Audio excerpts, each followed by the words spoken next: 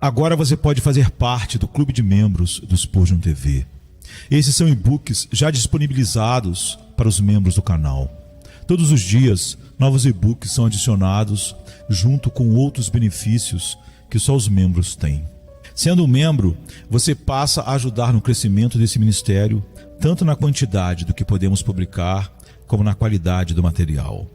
Nosso propósito é, juntos, atingirmos o maior número de pessoas com solo escritura. Seja um membro do Spurgeon TV. Pois o pecado não terá domínio sobre vós, pois não estáis debaixo da lei, mas debaixo da graça. Romanos 6,14. Como o pecado é compatível com estar em estado de graça e como não é. O objetivo último do pecado é ganhar controle. Ele tem domínio sobre os descrentes e busca estabelecer supremacia sobre os crentes. Vamos explorar como o pecado opera. O salmista, envolvido em uma conversa de oração com Deus sobre o pecado, reconhece que todos os seres humanos possuem erros insondáveis em sua conduta, ultrapassando a compreensão humana. Esses erros se manifestam como pecado diários de fraqueza que exigem limpeza e perdão contínuos. No Salmo 19:12, ele declara: quem pode discernir os próprios erros? Purifica-me de pecados ocultos. No entanto, ele assume que essas transgressões podem coexistir com um estado de graça e aceitação por Deus. Ele não considerava a possibilidade de alcançar perfeição absoluta nesta vida terrena, nem acreditava em uma condição que não exigisse purificação e perdão contínuos. Assim, os crentes podem ter esses pecados, de fato, numerosos pecados. Ainda assim, quando humildemente buscamos a graça purificadora e perdoadora de Deus, esses pecados não nos roubarão da paz interior no presente, nem colocarão em risco nossa salvação no futuro. Mas imediatamente ele fala de outro tipo de pecados que, devido à sua natureza e efeitos, serão indubitavelmente destrutivos para as almas das pessoas onde quer que existam. O versículo 13 diz: guarda também o teu servo das arrogâncias. Não me domine o orgulho e a presunção. Então serei irrepreensível e ficarei livre de grande transgressão. Este é o ponto crucial sobre o qual todo o estado e condição da minha alma depende. Embora eu seja propenso a muitos tipos diferentes de pecados, sou capaz de manter minha integridade e compromisso de andar com Deus, mesmo no meio de todos eles. E quando eu falho, estou dentro do alcance de uma misericórdia contínua de limpeza e perdão fornecida à minha alma por Jesus Cristo. No entanto, há um estado de vida neste mundo onde o pecado ganha domínio sobre a alma, especialmente quando alguém age com presunção. Nesse estado, integridade e liberdade de culpa condenatória não podem coexistir. Portanto, ele ora fervorosamente para ser guardado e protegido desse estado que sozinho conduz à ruína eterna das almas das pessoas. O apóstolo, nas palavras do texto, promete o que ele ora fervorosamente para todos os crentes através da graça de Cristo Jesus administrada no Evangelho. Tanto a oração pessoal do profeta quanto a promessa do apóstolo em nome de Deus para nós demonstram a imensa importância desse assunto, como explicaremos em breve. Há certas coisas implícitas ou incluídas nas palavras do apóstolo. Devemos primeiro examiná-las brevemente, pois sem fazê-lo não podemos compreender totalmente a verdade que está sendo apresentada. Estas são: é pressuposto que o pecado ainda permanece e reside nos crentes. Este é o significado das palavras: o pecado que está em vós não terá domínio sobre vós. Isso implica que aqueles que não estão cientes disso, ou não gemem para serem libertados disso, como o próprio apóstolo faz, Romanos 7:24, não estão verdadeiramente se entendendo ou compreendendo o que é o pecado ou a essência da graça do Evangelho. A carne persiste em todos, desejando constantemente contrariar o espírito. Gálatas 5:17. Ela se agarra a todas as faculdades de nossas almas. Portanto, é referida como o homem velho, em contraste com a renovação de nossas mentes e faculdades, conhecida como o homem novo. Romanos 6:6, Efésios 4:24. Ou a nova criatura dentro de nós. Há uma inclinação constante da carne para satisfazer seus próprios desejos. Romanos 13:14. Um trabalho e predisposição contínuos. ela permanece em nós como uma disposição moribunda, enfraquecedora e deteriorante. Ainda assim, age de acordo com sua natureza, através de inclinações, movimentos e desejos. Tanto a Escritura quanto a experiência pessoal confirmam isso, e a suposição disso forma a base para toda a doutrina da mortificação evangélica. É amplamente reconhecido que este é um dever que repousa sobre os crentes ao longo de suas vidas. Sem este dever, eles nunca podem cumprir adequadamente qualquer outro dever. Esta é uma verdade inegável, exceto para aqueles que estão completamente cegos pelo ateísmo prático do coração não regenerado, ou aqueles que, devido à febre do orgulho espiritual, perderam de vista sua própria condição miserável e, em vez disso, se entregam a sonhos de perfeição absoluta. No entanto, nossa preocupação presente não envolve nenhum desses grupos. Agora, o alvo principal desta mortificação é o pecado que reside dentro de nós. É a carne que precisa ser mortificada, o homem velho que deve ser crucificado, e as concupiscências da carne, com todos os seus desejos, ações e tendências corruptas que precisam ser destruídas. Colossenses 3:5, Romanos 6:6, Gálatas 5:24. A menos que compreendamos firmemente este conceito, não podemos compreender plenamente a magnitude da graça e do privilégio expressos nessas palavras. Acredita-se que este pecado, que em seus efeitos remanescentes continua a existir nos crentes em graus variados, pode exercer seu poder sobre eles para alcançar a vitória e o controle. Inicialmente, acredita-se que ele exerce domínio sobre alguns indivíduos, governando sobre todos os descrentes e aqueles que estão sob a lei. Além disso, ele se esforça para fazer o mesmo naqueles que creem e estão sob a graça. Ao afirmar que o pecado não terá domínio sobre nós, reconhece-se que o pecado pode lutar pelo domínio, mas não terá sucesso ou prevalecerá num homem verdadeiramente regenerado. Portanto, é descrito como lutando e guerreando dentro de nós, Romanos 7:23, e como guerreando contra nossas almas, 1 Pedro 2:11. Essa luta, batalha e contenda dentro de nós pelo domínio é o objetivo último de toda a guerra, pois tudo que luta o faz para ganhar poder e governar. Consequentemente, este é o propósito predominante do pecado em todas as suas ações. Essas ações variam de acordo com os diferentes desejos nas mentes dos indivíduos, mas seu objetivo geral, em todos os casos, é o domínio.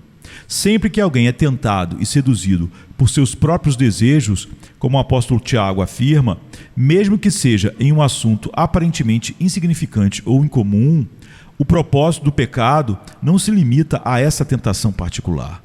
Em vez disso, seu objetivo é utilizá-la como um meio de obter controle sobre a alma. Os crentes devem permanecer sempre vigilantes contra cada manifestação do pecado, mesmo que a natureza dessas manifestações pareça trivial e improvável de se repetir. Cada uma delas busca domínio e leva à destruição, o que alcançarão se não forem impedidas em sua progressão, como o apóstolo explica, Tiago 1:14-15. Não creia em suas mentiras lisonjeiras. Não é uma questão menor. Esta é a primeira ou última vez que isso acontecerá. Só requer um pequeno lugar em seus pensamentos e afeições. Não irá mais longe. Não ceda à sua urgência e solicitações. E não entretenha suas desculpas ou promessas. Seu objetivo, em cada instância, é ganhar poder sobre suas almas e provocar sua ruína. Há duas maneiras pelas quais o pecado geralmente exerce seu poder e busca alcançar domínio. E estas são as únicas duas maneiras através das quais alguém pode planejar ou obter um governo injusto. São o engano e a força, ambos dos quais descrevi minuciosamente em outro momento. Em relação a isso, é prometido que o Senhor Cristo livrará as almas dos pobres que clamam a Ele do engano e da violência. Salmo 72, 12-14. Estas são as únicas duas maneiras de adquirir um domínio injusto. E quando elas se juntam, podem ter uma tremenda influência que torna a luta perigosa. Há poucos crentes que não experimentaram isso, pelo menos em sua própria percepção. Eles estiveram prontos para dizer, em algum momento ou outro, eventualmente seremos derrotados por este inimigo. Eles foram compelidos a clamar por Jesus Cristo por ajuda e assistência, com tanta urgência quanto os discípulos fizeram no mar, quando o barco foi engolido pelas ondas, dizendo: Senhor, salva-nos, estamos perecendo. Mateus 8, 24-26. Eles continuariam a fazê-lo se ele não viesse em seu auxílio a tempo. Hebreus 2:18. Nessa situação, a alma frequentemente experimenta o poder de Cristo em sua graça, não menos do que os discípulos testemunharam sua autoridade suprema quando ele repreendeu os ventos e o mar e fez-se grande calmaria. Recebemos a garantia contra o domínio do pecado. Embora possa permanecer em nós e lutar pelo controle através do engano e da força, não prevalecerá, não terá domínio sobre um homem regenerado. Este é um assunto de extrema importância para nós. Nossas almas estão e devem estar sob o governo de algum princípio ou lei. E nosso estado é determinado e identificado por este princípio. Ou somos escravos do pecado, levando à morte, ou obedientes à justiça. Romanos 6,16. Esta é a essência do discurso do apóstolo em todo aquele capítulo. O estado da alma, em termos de vida eterna e morte, é determinado pela conduta e pelo governo sob os quais vivemos. Se o pecado tem domínio, estamos eternamente perdidos. Se é deposto, estamos seguros. Pode nos tentar, enganar e seduzir. Pode lutar, travar guerra, confundir e perturbar. Pode até nos pegar desprevenidos e nos levar ao pecado real. No entanto, se não tem domínio sobre nós, estamos em estado de graça e aceitação com Deus. O que é o domínio do pecado do qual somos libertados? Exploraremos 3 aspectos com base nas palavras deste texto. 1. O que é o domínio do pecado do qual somos libertados e dispensados pela graça? 2. Como podemos determinar se o pecado tem domínio sobre nós ou não? 3. Qual é a razão e evidência para a garantia dada de que o pecado não terá domínio sobre nós, ou seja, porque estamos não debaixo da lei, mas debaixo da graça? Em relação ao primeiro ponto, mencionarei brevemente algumas características que revelam sua natureza geral. Os elementos específicos que o compõem serão abordados mais adiante. Primeiramente, o domínio do pecado é perverso e maligno, atendendo aos critérios que designam qualquer regra ou domínio como tal, porque é uma tomada ilegal. O pecado não tem autoridade legítima para governar sobre as almas das pessoas. As pessoas não têm a capacidade de conceder ao pecado o direito de governá-las. Elas podem se submeter voluntariamente à sua escravidão, mas isso não confere nenhum direito ou legitimidade ao pecado. Originalmente, todas as pessoas têm outro soberano a quem devem completa obediência, e nada pode absolvê-las de sua lealdade a este soberano, a lei de Deus. O apóstolo realmente declara aqui: aquele a quem vos apresentais como servos para lhe obedecer, sois servos desse mesmo a quem obedeceis, seja do pecado para a morte ou da obediência para a justiça. Romanos 6,16. E é verdade, pela sua submissão voluntária ao pecado, as pessoas se tornam seus legítimos escravos. No entanto, isso não concede ao pecado autoridade sobre a lei de Deus, que sozinha tem o direito de governar sobre as almas humanas. Aqueles que se entregam ao serviço do pecado vivem em rebelião aberta contra seu verdadeiro Senhor. Consequentemente, várias implicações surgem. 1. Isso intensifica grandemente o mal de um estado de pecado. Aqueles que vivem no pecado voluntariamente se desligam, até onde podem, da autoridade da lei de Deus e se submetem voluntariamente à tirania do pecado. Se o pecado tivesse alguma reivindicação legítima a esse domínio, alguma justificação válida para apresentar, isso aliviaria um pouco a culpa daqueles que se entregam a ele. No entanto, as pessoas se entregam à escravidão do pecado, como descreve o apóstolo. Elas rejeitam a autoridade da lei de Deus e escolhem o jugo estrangeiro do pecado. Isso, sem dúvida, intensifica sua culpa e miséria. No entanto, é evidente que a maioria das pessoas se declara abertamente como servas e escravas do pecado. Elas exibem orgulhosamente seus símbolos e se envolvem em seu trabalho degradante. Elas até se gabam de sua escravidão e se consideram corajosas e respeitadas quando abraçam abertamente o pecado por meio da profanidade, embriaguez, impureza, ganância, amor ao dinheiro, zombaria e etc. No entanto, sua condenação não desaparece, independentemente de quaisquer ilusões que possam ter em mente. 2. Consequentemente, segue-se que, em geral, todas as pessoas têm autoridade dentro de si mesmas para rejeitar o domínio do pecado e reclamar sua liberdade. Elas podem, à vontade, afirmar o direito e a autoridade legítima da lei de Deus para governar suas almas, ignorando completamente quaisquer pedidos ou reivindicações de poder feitos pelo pecado. Elas têm o direito de dizer ao pecado: afasta-te de mim, que negócio tenho eu com ídolos? Enfatizo que todas as pessoas possuem esse direito inerente dentro de si mesmas, devido à lealdade natural que elas devem à lei de Deus. No entanto, elas não têm a capacidade por si mesmas de exercer esse direito e se livrar eficazmente do jugo do pecado. Este é o trabalho da graça soberana. O domínio do pecado é despedaçado unicamente pela graça. Mas você pode perguntar: qual é o propósito desse direito se os indivíduos não têm o poder de fazê-lo valer? Como isso pode ser visto como um agravante do seu pecado se eles não exercem o direito que possuem, especialmente quando lhes faltam os meios para fazê-lo? Você culparia uma pessoa que tem um direito legítimo a uma propriedade, mas não pode recuperá-lo devido à falta de recursos? Fornecerei brevemente 3 respostas a essa pergunta. 1. Nenhuma pessoa viva negligencia o uso desse direito para rejeitar o jugo e o domínio do pecado porque é incapaz de fazê-lo por si mesma, mas apenas porque escolhe não fazê-lo por amor ao pecado. Elas optam voluntariamente por permanecer sob o poder do pecado e veem tudo o que as libertaria como um inimigo. Elas não têm o poder, mas não podem alegar que é por isso que não vencem o pecado, mas sim porque elas amam o pecado e o desejam com todo o coração. Elas amam as trevas e odeiam a luz. Eles têm um caso de amor com o pecado e não veem nada de atraente na santidade que é oposta ao pecado.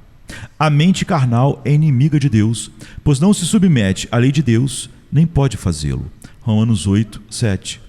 Sempre que a lei reivindica seu direito de governar sobre a alma, uma pessoa sob o domínio do pecado a considera como um inimigo que perturba sua paz, e elas fortificam sua mente contra ela.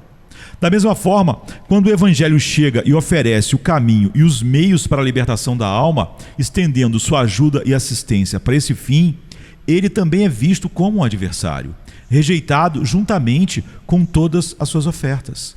Veja Provérbios 1, 24 a 31 e João 3, 19.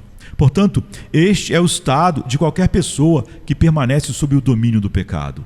Elas escolhem fazê-lo, persistindo nessa condição por um ato de sua própria vontade, exibindo abertamente inimizade para com tudo o que poderia proporcionar libertação. Uma inimizade que agravará grandemente sua condenação no dia final. 2. Deus pode legitimamente exigir de qualquer pessoa aquilo que só a graça do Evangelho tem o poder de capacitá-la a realizar e cumprir. Essa graça lhes é apresentada diariamente por meio de sua proclamação. Embora possamos não compreender os métodos e meios da comunicação eficaz da graça às almas individuais, é certo que a graça é oferecida de tal forma, por meio da pregação do Evangelho, que ninguém fica sem ela, ninguém carece de sua ajuda e assistência, exceto aqueles que, por um ato de sua própria vontade, a recusam e rejeitam. Ele não pode aceitar e é incapaz, porque o que a pregação da graça oferece é exatamente o que ele mais odeia. Eles não podem abraçar o que odeiam, mas podem efetivamente recusar e lutar contra, e é o que fazem. Esta é a essência da questão. Recusais vir a mim para terdes vida. E todos os descrentes têm ou podem ter essa experiência dentro de si mesmos. Eles podem constatar, mediante cuidadoso autoexame, que rejeitam voluntariamente a assistência da graça oferecida para sua libertação. Portanto, sua destruição é de sua própria autoria. No entanto, 3. Chega o momento em que as pessoas até perdem seu direito também. Assim como aquele que voluntariamente tinha sua orelha perfurada, perdia todo o direito à liberdade futura e não podia sair no ano do jubileu, há um momento em que Deus judicialmente abandona indivíduos ao domínio do pecado para que permaneçam sob seu domínio para sempre, eternamente, a ponto de perderem todo o direito à liberdade. Assim, ele lidou com muitos gentios idólatras no passado, como mencionado em Romanos 1, 24, 26, 28. E assim, ele continua a lidar com pecadores igualmente hoje. Este também é seu método em relação à maioria do mundo anticristão, como visto em 2 Tessalonicenses 2, 11 e 12, e com muitos que desprezam o Evangelho, como descrito em Isaías 6, 9 e 10. Quando chega a este ponto, os indivíduos são condenados, tendo perdido todo o direito à reivindicação, à libertação do domínio do pecado. Eles podem, ocasionalmente, reclamar sobre o serviço do pecado ou suas consequências, experimentando vergonha e dor devido às desordens vergonhosas que afligem muitos em sua impureza. No entanto, porque Deus os entregou judicialmente ao pecado, eles nem sequer têm o direito de oferecer uma única oração ou pedido por libertação, e não o farão. Porque só a graça soberana pode levar um homem a isso através do chamado eficaz, não obrigando o homem, mas lhe dando uma nova natureza que deseja, escolhe, se arrepende e crê. Sem isso, o homem está preso às correntes da presunção amaldiçoada ou desespero. Considere suas ações e a recompensa que recebem, conforme declarado em Romanos 2, 5 e 6.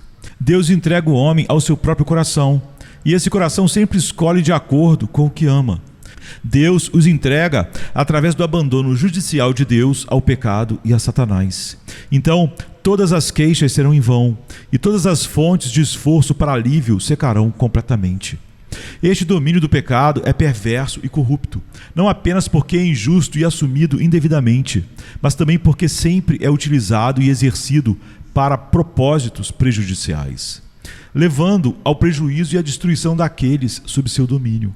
Um tirano, um usurpador, pode empregar seu poder e autoridade para o benefício daqueles que governa, mas o domínio do pecado sempre traz resultados malignos para os pecadores. O pecado em seu reinado pode parecer sedutor, oferecendo várias vantagens e satisfazendo seus desejos. São prometidas recompensas por suas ações com prazer e lucro a serem obtidos. Além disso, pode até garantir falsamente a eles descanso ou segurança eterna, assegurando-lhes que nada que façam em seu serviço levará ao fracasso. Por meio desses meios, o pecado os mantém em um estado de falsa segurança. No entanto, seu propósito final, a verdadeira intenção por trás de todo o seu poder, é a ruína eterna de suas almas. Os pecadores entenderão isso quando for tarde demais, como declarado em Jeremias 2, 13 e 19. Em segundo lugar, este domínio do pecado não é meramente uma coerção contra a vontade e os esforços daqueles sob seu controle. Onde o poder e a influência do pecado se baseiam unicamente em forçar a mente e a alma por meio de tentações, ele não tem domínio. Pode confundi-los, mas não os governa. Onde o pecado tem domínio, ele possui a força e a autoridade de uma lei dentro das vontades e mentes daqueles em quem reside. Assim, ele exige a obediência deles, e eles se apresentam voluntariamente como servos para obedecê-lo, como declarado em Romanos 6,16. Portanto, para que esse domínio do pecado exista, deve haver alguma medida e grau de consentimento da vontade. A resistência constante e o poder prevalecente da vontade contra o pecado minam sua reivindicação de governo e domínio, como o apóstolo explica ostensivamente no próximo capítulo. E é isso o que acontece com homens verdadeiramente regenerados. A vontade é a faculdade e poder supremos da alma. Qualquer princípio que haja nela e a determine, detém a autoridade. Por isso Lutero escreveu o livro A Escravidão da Vontade. Ninguém está impedindo o homem de ir a Deus. A escravidão é da sua vontade. É uma escravidão interna e no próprio homem. A vontade dele, então, nunca se inclina para Deus e a santidade. Apesar da luz e da convicção, a decisão final quanto ao dever e ao pecado repousa no poder da vontade. Se o desejo de pecar for removido, o pecado não pode ter domínio. Aqui está a sabedoria. Aquele que pode discernir entre a influência do pecado sobre si e o domínio do pecado dentro de si está no caminho da paz. No entanto, frequentemente, como exploraremos mais adiante, juntamente com a razão por trás disso, isso não é facilmente alcançado. Convicções, por um lado, podem criar uma aparência significativa de oposição na vontade contra o pecado devido ao seu impacto inevitável, mesmo quando não é verdadeiramente o caso. Emoções perturbadas sob tentações podem argumentar que a própria vontade está entregue à escolha e ao serviço do pecado, quando não é assim. A vontade nesse assunto é semelhante ao escudo dos tebanos. Enquanto permanecer intacta, eles se consideravam vitoriosos, mesmo na morte. No entanto, esta questão é resolvida pela luz das Escrituras e da experiência, e é apresentada aqui para a resolução. Em terceiro lugar, para que esse domínio do pecado exista, a alma não deve estar sob a orientação suprema de qualquer outra autoridade, especificamente não sob o Espírito de Deus e sua graça como governados pela lei. Isso é o que verdadeiramente exerce governo soberano sobre todos os homens regenerados. Eles são conduzidos, guiados e influenciados pelo Espírito, estando sob o governo apenas de Deus e de Cristo. O domínio do pecado é totalmente incompatível com isso. Ninguém pode servir a ambos esses senhores simultaneamente. Graça e pecado podem coexistir dentro da mesma alma, mas não podem ambos exercer domínio ao mesmo tempo. O trono é singular e permite apenas um governante. Todas as evidências que temos de estar sob o domínio da graça afirmam que não estamos sob o domínio do pecado. Portanto, este é o principal método que temos para salvaguardar nossa paz e conforto contra as reivindicações do pecado que perturbam nossas consciências. Vamos nos esforçar para manter uma experiência do governo da graça em nossos corações, como mencionados em Colossenses 3,15. Estamos e devemos estar sob a orientação e o governo que determinam nosso estado. Este governo pode ser ou do pecado ou da graça. Não há colaboração ou parceria entre eles em termos de governo, embora possam coexistir em termos de residência.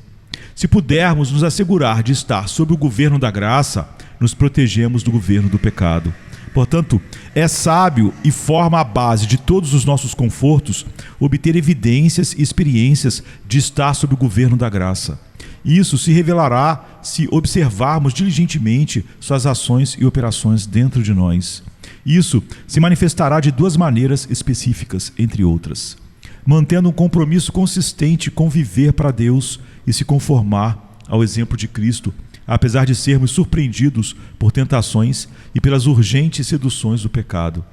Isso é referido como apegar-se a Deus com propósito de coração, como mencionado em Atos 11:23. Isso será evidente onde a graça governa. Assim como o marinheiro que parte para o mar tem um destino e um porto específicos em mente, guiando seu curso de acordo, ele pode encontrar tempestades e ventos adversos que o desviam do curso e às vezes até o empurram de volta ao ponto de partida. No entanto, sua intenção original permanece intacta e ele emprega sua habilidade e diligência para se recuperar das perdas e contratempos causados pelos ventos cruzados e tempestades. O mesmo princípio se aplica a uma alma sob a orientação da graça. Seu propósito firme é viver para Deus, mas no caminho ela encontra as tempestades das tentações e as táticas enganosas do pecado. Essas perturbações desorientam a alma, empurrando-a para trás às vezes, como se tentasse desviá-la na direção oposta e retornar às margens do pecado de onde partiu. No entanto, onde a graça detém o governo e a orientação, ela superará toda oposição e impedimentos. Ela restaurará a alma, trazendo-a de volta à ordem e resgatando-a da confusão e dos estados negativos nos quais foi arrastada. A graça restabelecerá um foco dominante em viver para Deus em todos os aspectos da vida. Ela fará isso consistentemente, sempre que a alma encontrar tais perturbações causadas pelo poder do pecado. Quando há uma força firme e duradoura em uma causa ou propósito, ela persistirá através de todas as mudanças e variações.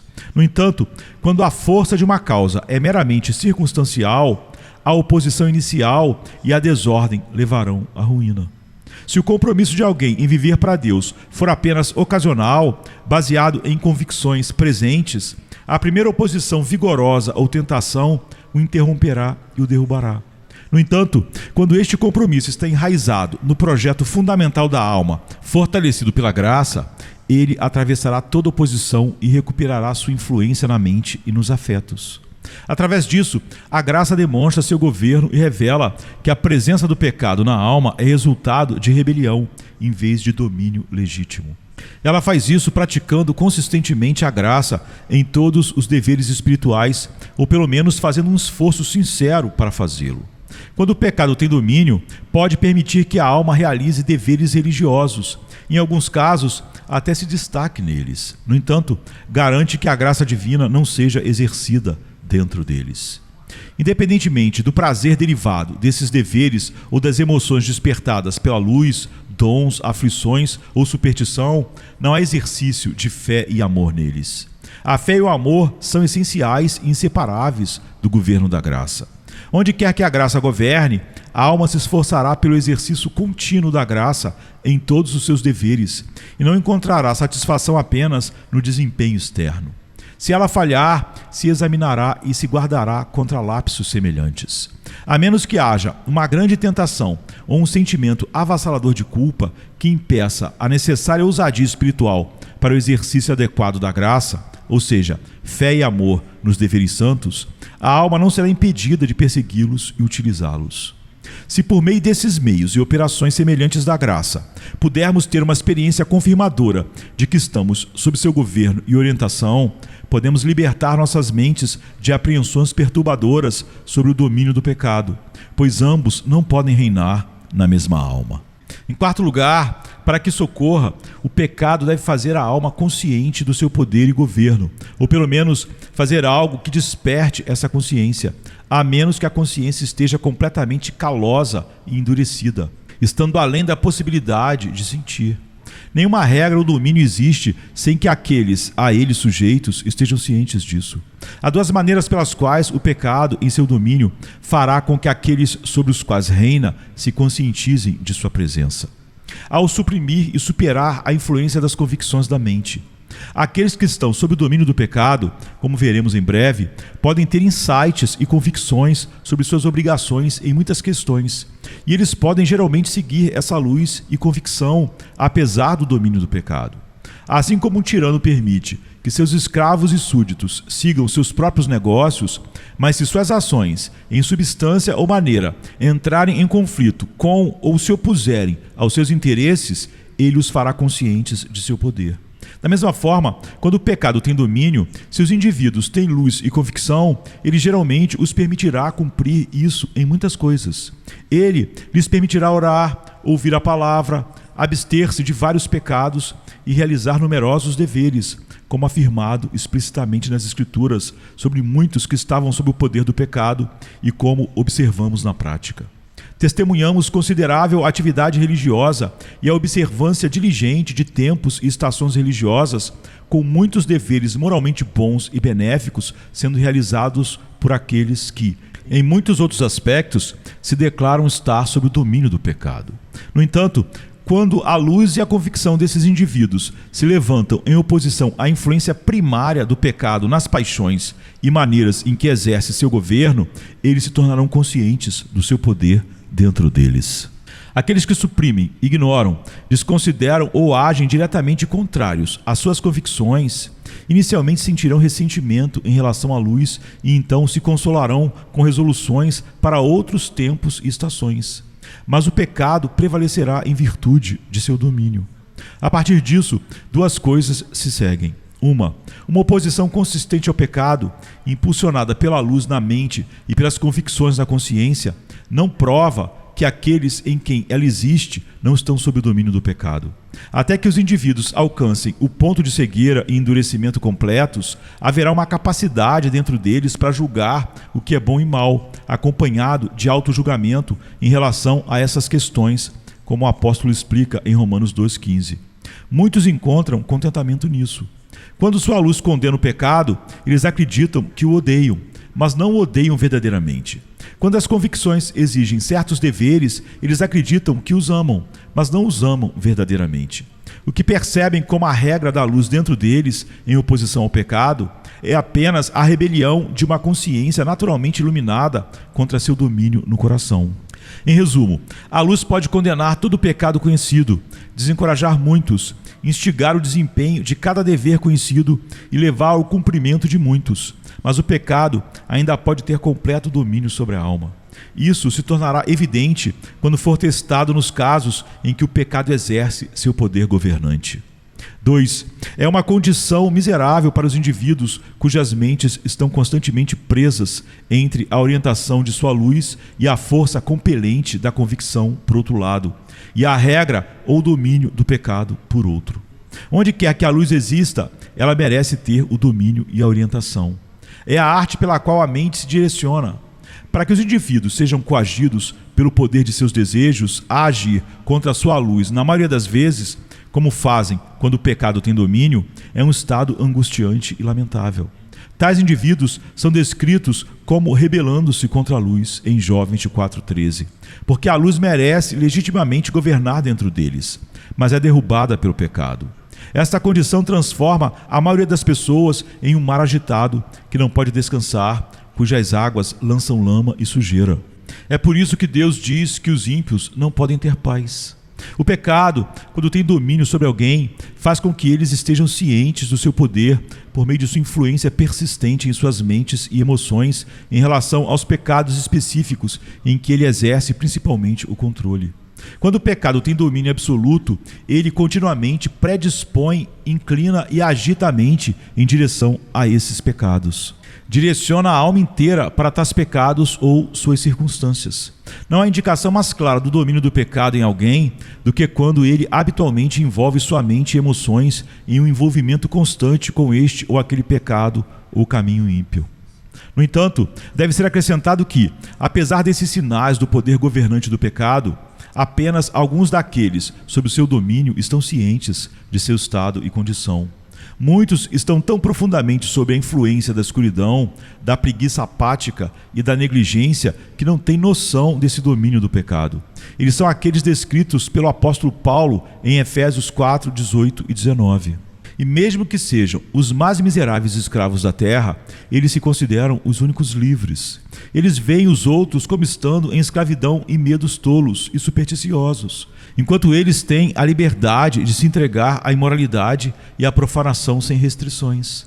Esta é a ideia de liberdade deles, que é tão boa quanto tê-la no inferno. Uma liberdade para amaldiçoar e blasfemar a Deus e abrigar pensamentos vingativos em relação a si mesmos e a toda a criação. A luz dentro de tais indivíduos é a escuridão em si mesma, pois eles não têm nada para se opor ao domínio do pecado, que é a única fonte de sentido de seu poder. Outros, como mencionamos antes, podem viver em conformidade parcial com sua luz e convicções, abstendo-se de muitos pecados e realizando muitos deveres, mas continuam em algum pecado conhecido, permitindo-se persistir nele, enquanto se recusam a admitir que o pecado tem domínio sobre eles. Portanto, há dois aspectos desafiadores nessa questão. Convencer aqueles indivíduos em que o pecado claramente tem domínio de que tal é de fato o seu estado e condição. Eles farão seus maiores esforços para evitar essa convicção. Alguns se justificam, alguns arranjam desculpas e racionalizam usando a sabedoria humana dominante na cultura em que ele vive. E alguns se recusam até mesmo a investigar essa questão. É raro, especialmente nos tempos atuais, testemunhar alguém sendo trazido sob esta convicção através da pregação da palavra, embora seja a realidade para muitos que a ouvem. Apesar, temos que admitir de que pregações comprometidas com a verdade, assim, serem raras na igreja de nossos dias. Muitas pregações querem apenas satisfazer certos indivíduos de que o pecado não tem domínio sobre eles, apesar de sua atividade incessante dentro deles e sua guerra contra suas almas. No entanto, a menos que isso possa ser realizado, eles não podem experimentar verdadeira paz e conforto nesta vida. A preocupação, até mesmo dos mais devotos crentes, enquanto estão neste mundo, reside exatamente nesta questão. À medida que crescem em luz, espiritualidade, experiência, liberdade de mente e humildade, eles têm um maior desejo de compreender o engano, a atividade e o poder do pecado remanescente. Embora possa não se manifestar abertamente, ou pelo menos não de forma perceptível, nos mesmos pecados em que reina e se enfurece em outros, eles são capazes de discernir seus mais sutis, internos e espirituais trabalhos em suas mentes e corações. Esses trabalhos enfraquecem a graça, impedem sua operação eficaz nos deveres santos e causam vários distúrbios em sua firmeza na vida com Deus. Consequentemente, isso os enche de angústia.